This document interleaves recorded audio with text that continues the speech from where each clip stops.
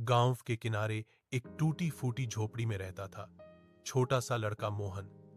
उसके माता पिता बहुत गरीब थे। पिता मजदूरी करते थे और मां अक्सर बीमार रहती थी। उनके घर में अगर कोई सबसे कीमती चीज थी तो वह थी उनकी गाय गौरी। गौरी सिर्फ एक गाय नहीं थी, वह उस घर की आशा थी। हर सुबह मोहन खुद उसे चारा खिलाता, उसके गले में बंधी घंटी को प्यार से छूता और कहता, गौरी आज भी दूध देना, मां को दवाई लेनी है। गौरी जैसे उसकी बात समझती हो, रोज थोड़ा सा ही सही मगर दूध जरूर देती। उसी दूध को बेचकर घर चलता था। एक दिन मां की हालत बहुत बिगड़ गई।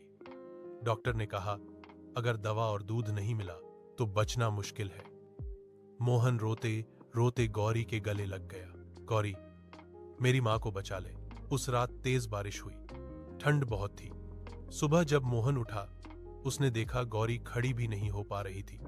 उसका शरीर कांप रहा था, फिर भी उसने पहले से ज्यादा दूध दिया। मोहन हैरान था, लेकिन मां को दूध पिलाने के बाद उसे पता चला गौरी ने पूरी रात ठंड और बारिश में खड़े होकर खुद को कमजोर कर लिया था। 2 दिन बाद गौरी ने खाना छोड़ दिया। गांव वाले बोले अब यह बूढ़ी हो गई है, इसे बेच दो। लेकिन मोहन बोला यह मेरी मां जैसी है, मैं इसे नहीं बेचूंगा।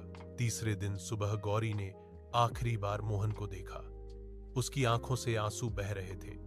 वह धीरे से जमीन पर बैठ गई और फिर कभी नहीं उठी। मोहन फूट फूट कर रो पड़ा, गौरी तू तो मां से भी बड़ी मां थी। गांव में जब यह बात फैली कि गौरी ने अपनी जान देकर एक इंसान की जान बचाई तो सबकी आंखें नम हो गईं। कुछ दिनों बाद गांव वालों ने मिलकर मोहन के घर की मदद की।